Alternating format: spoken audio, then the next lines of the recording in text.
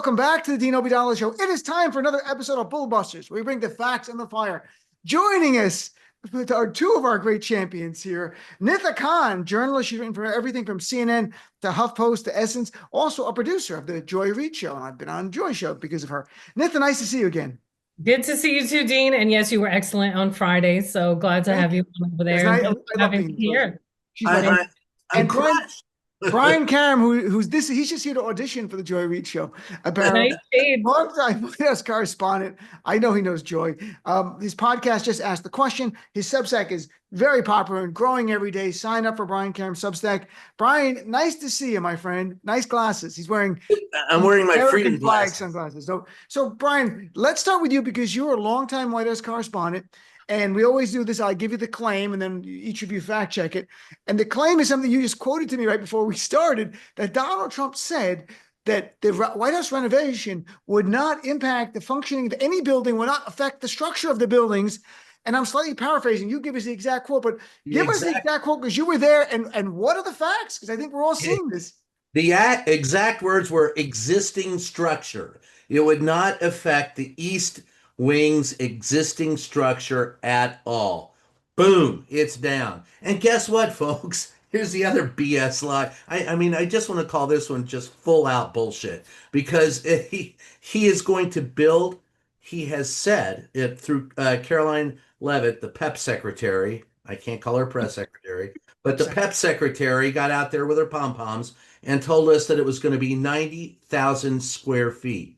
Folks, the entire White House is only 55,000 square feet. This is going to be an arena. He probably will have his WWE cage matches there. This is where he wants to lie in state after he dies and charging people $1,000 a head. He's not going to leave the White House until he can lie in state there, and he's destroyed. If you see pictures this morning, the entire facade, the front of the East Wing, gone. Where is the East Wing? Tell us, Brian, where, like, I'm trying to picture. I've been to the White House a bunch of times the last few years and for events. So did I enter the East Wing probably? No, you probably entered on the West Wing. If you face from Pennsylvania Avenue, the East Wing is on the left side of the White House, straight ahead where you enter off of Pennsylvania, what used to be Pennsylvania Avenue. The guard shack there, that guard shack takes you through the where all the television stations and all the networks put the, we call that a variety of things, but we when we're in a good mood and others when we're not. And you walk down the macadam there to the West Wing, which will be in front of you, and then the Brady briefing room, which used to be a swimming pool, will be where we go, and that'll be your entrance. But so the press room is in the West Wing. That's also in the West Wing. Yeah, it's in. Okay. It's not actually technically in the West Wing. It's in the colonnade area that goes from the White House to the West Wing. And at one point in time, it started out as a laundry, and then was a swimming pool during the Nixon administration. And a plumber's room during Watergate? No, that was there. Well, when I first got there, it was, there were lounges and sofas, and they would come in and talk to us briefly, and then the reporters and the cameramen would sit in the back, and there was a lot more alcohol consumed on the premises back then than there is now. How long were you there, Brian? How long were you there? I've covered every president since Reagan. He's been there a long time. The first time I went was in the 70s when I was in school, and we visited, that area, and that's when it was a lounge area. When I got there in 85, it was completely different from what it was in the 70s. And I would think the next thing he'd like to do is plow that under and put another swimming pool there, or a bowling alley or something. I think it was a bowling alley at one time too. But it's all BS. The simple fact of the matter, bringing us back to the issue, is he lied. He said he wasn't going to affect. We haven't, and Dean, we have only seen a rendered picture of what it will look like. We haven't seen any blueprints. There's been nothing submitted to the public, nothing before Congress, nothing before the national parks, nothing. This is all coming out of Donald Trump's nether regions. So Nida, not only did what's remarkable, I want to get your reaction to that. Why do you think this is so hit a nerve? The destruction of this building online, people are so worked up. It is History. unbelievable. But so, I mean, there's the other part too, which is that private companies like Google and Blackstone and military contracts are paying for this, which is insane in its own level of corruption and access buying. But what do you think it is that struck a nerve with people so much? Like Brian just said, history, historical building. Next year is going to be the 250th anniversary of the founding of this country. So from a historical perspective, people are upset, even from if you look at it, how many people sacrificed to get that built, right? Built off of the backs of slaves. Even that, I mean, there's so many elements to this. And I think Brian put it perfectly. I couldn't even have said it better myself. And you're just we often refer to Donald Trump as a wannabe dictator, but he's not even wannabe. I mean, he straight up is a dictator. He's doing whatever he wants without any sort of real checks or balances. Everybody is capitulating, falling in line. And like Brian was just saying, like whatever thought pops into his mind, like, oh, hey, let's build this. And this is what happens with authoritarian regimes around the world. They often build themselves huge, structures, things dedicated to them and their families. And that's another way of maintaining control and maintaining power. Remember, he wanted more Trump buildings, more Trump stuff around the country as well, too. And thankfully, a lot of that didn't happen the first time. But this is exactly what you see in other places, so that their name, their likeness, whatever they want is there forever. And it's changing. I mean, it is disgusting that is happening. It's changing the White House. It's changing so much in this nation. Yeah, he's a dictating, so he's a dictator. Okay. So, but Brian, when both of you guys you mentioned the size of the ballroom, and Trump lied. He put in a post, for 150 years, presidents have wanted this ballroom. That's bullshit. But Brian, I can't help but think of Gavin Newsom's comment about a month ago when he said he's building a huge ballroom renovation. Do you think he's going to leave in 3.5 years? No, I believe he's going to stay in that damn. He'll stay in the White House until they carry him out on caissons. That's what he wants. He wants to die there. And I get angry because it's not just that he cares so little about our history. Look, the East Wing is only, I think, about 85 years old total. But the history of how the White House was built, the history and the respect of the people, like Nida was saying, you were saying about built on the backs of slaves. The very idea of how and why and the ideals behind the people's house, that whatever happens, there's been no formal plans that have been submitted, nothing done, again, simply from the minds of a man who, and I say this once again, people who say we are in the middle of a constitutional crisis or we're staring at possible fascism, you're wrong. You're just dead wrong. We're full-throated in the middle of it. And nothing is more indicative and more symbolic of Donald Trump's torture of the United States than seeing that picture of him just unilaterally deciding to destroy the East Room, which was built, by the way, to hide an underground bunker for the president when it was built. So there's I wonder what. Very nice. Yeah.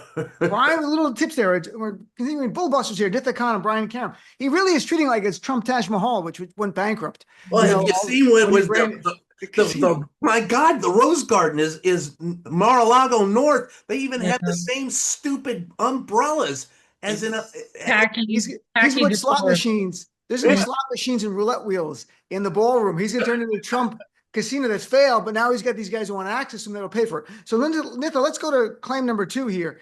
And that was Ted Cruz claiming that the No Kings protests were actually bullshit from 2017. He reshared a post by Liz Warren, the senator, of course, from Massachusetts, who was footage of massive protests in Boston. And he wrote, and this is verbatim, quoting Ted Cruz, "Why are Dems dishonestly sending around a video from 2017 claiming it was this past weekend?" Well, what's the truth there, Nitha? Was it 2017, or did it happen to be last Saturday's protest? I think that is a rhetorical question, Dean. You already know. And honestly, I don't know why any of us are even surprised that Ted Cruz, who's the most disingenuous politician and individual, one of the most disingenuous out there, is lying, blatantly lying. And it just goes to, we're talking about Trump. It starts at the top and trickles down through the party, through other politicians and other folks, because there's nobody actually ever holding them accountable for their lies and for their bullshit.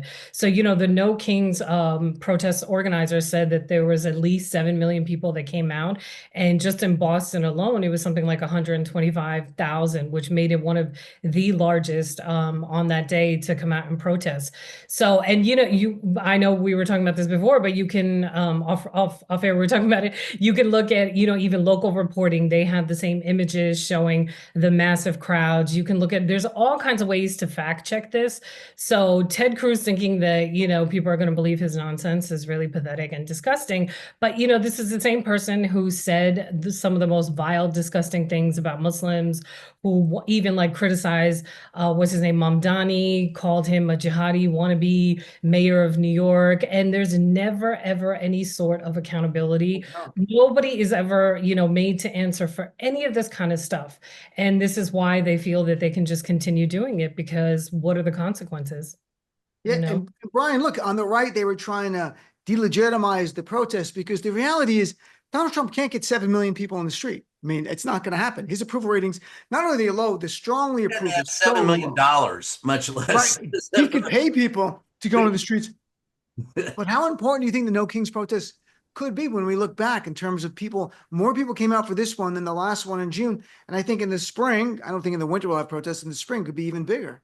Well, let's first start with fact checking some of the bullshit. It wasn't a hate America rally. There were a lot of American flags. It was we really don't like Donald Trump rally. Right. So Donald Trump isn't America. So let's clean that one up. Also, it was just aging old hippies. No, that's not the case either. Aging old hippies were there, but there were some nice young people there too, including where I was, a lot of kids. And then finally, let's clean up the idea that it was violent, that Antifa was going to rock it with violence, and this would be the most violent. Look, I was at those rallies. I've been at the No Kings rally. I was there on January 6th. There is no comparison. January 6th was not a peaceful protest. That was a riot. That was an insurrection. We had our lives threatened. I did. The only thing I had threatened at the No Kings rally was they threatened to hydrate me with free water. That was it. So that's all that bullshit aside. What was your question? I had to get that one out. No, I think but you did a lot of other fact checking, which was great all around No Kings. And I was just asking, this, do you believe it's significant? Do you think this might be things we look back? Potential for being significant. I think that one of the things I did was ask people at the rally I was at, do they vote? Did they vote? And a lot of people said, no, I didn't vote. I go, wait a minute. Oh, wow. You come out here, it's harder to protest than it is to vote. You have to actually get up and go somewhere, put together a poster, march up and down for hours. I know seems like a while to vote, but if these people convert their voices into votes, and if they volunteer to work at the polls and be precinct captains, make phone calls, take elderly people to the polls to vote, help people out to vote, yes, it can be. But that's otherwise, it's just a fart in the wind. And I hope it doesn't end up like that. I agree. I agree. And then I also maintain a little bit of hope. So on the one hand, I 1000% agree, because too many people, unfortunately, especially on the progressive Democratic side, are reactive and episodic, and they respond after the fact rather than, like you said, registering to vote, getting people to the polls, participating and being engaged in the process.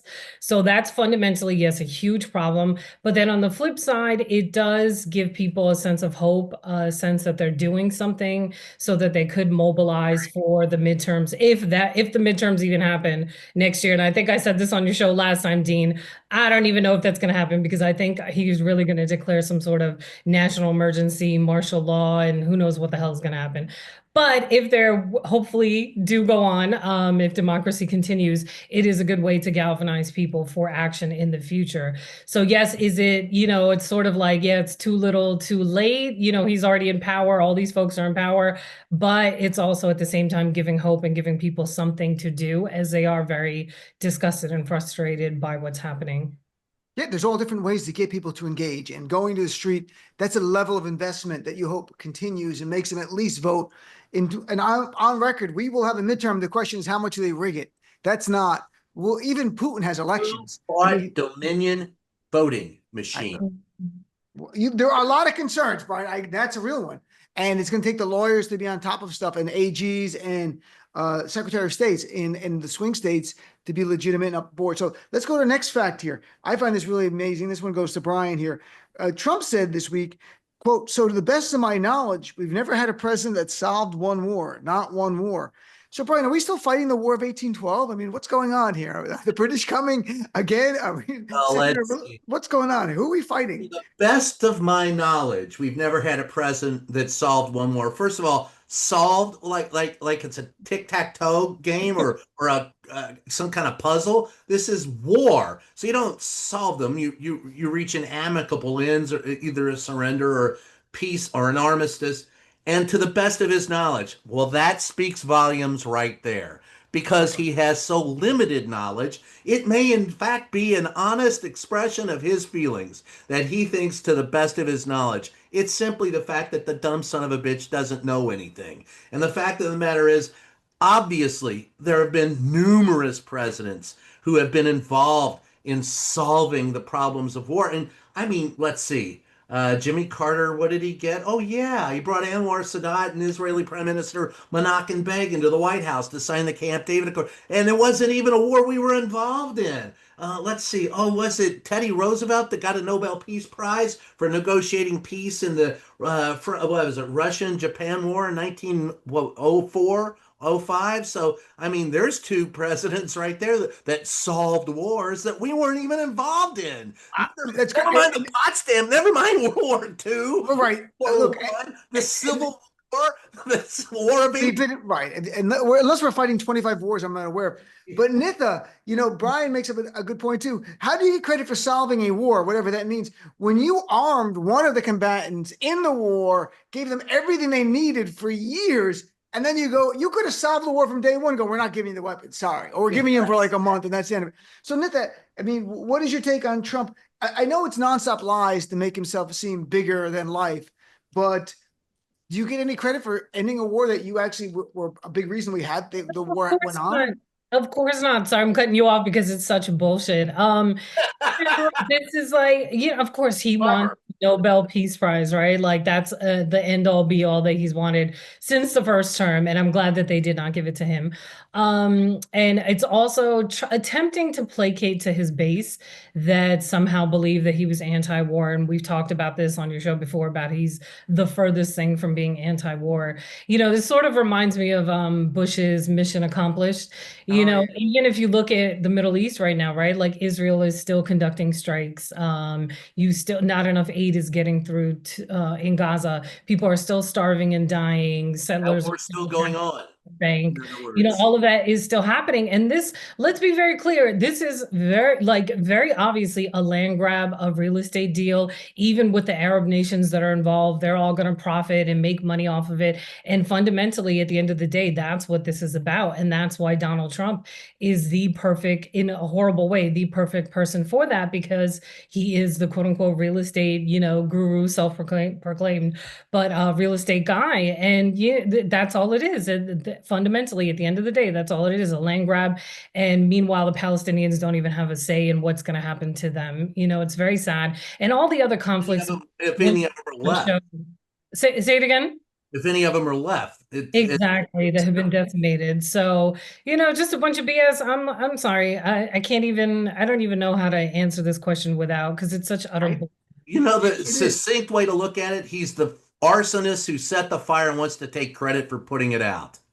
Yeah, or he continued the fire. Let's put the fire had begun before he got there. Yeah, he's lying about putting it out. Right, and lying about putting it. Maybe Saudi Arabia needs to pay for his ballroom, and then he'll do something for the Palestinians. But even then, the Saudis don't really. MBS doesn't really care about Palestinians. Exactly. I'm just waiting for him to put a roller coaster on the White House lawn. That's all it's It'll be corporate sponsorship. It'll be Yeah. bought by some company, Steve Wynn Productions or some other right-wing rich guy, the Miriam Edelson, merry-go-round or something. So still Bullbusters here. Facts in the fire. We get time for at least one here. And this one goes to Nitha as we alternate here. Nitha, this is amazing. Trump says he saved 100,000 lives already.